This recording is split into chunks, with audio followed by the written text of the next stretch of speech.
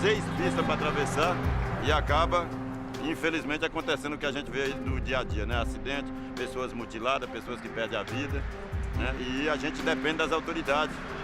E esquecer das escolas, onde as crianças, os moradores, né, têm acesso para pegar a condução, se deslocar dos bairros.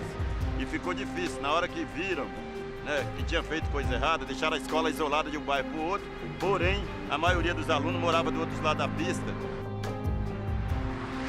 Ana Patrícia da Silva Queiroga, 37 anos, mãe do Pedro Henrique da Silva Queiroga, que faleceu atropelado no dia 17/9/2011 aqui no Rodoanel. Acabou minha vida, né? Não tem mais vida. Ele era meu filho, mas ele é meu filho ainda mais velho. Não existe dor pior do que perder um filho. Você acordar de manhã e ver que seu filho não vai acordar com você.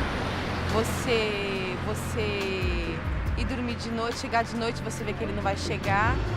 Porque hoje, como foi meu filho, um desconhecido que ninguém conhecia, pode ser filho de outra pessoa mais importante que eu, entendeu? Aí eles possam vir tomar alguma providência, alguma coisa.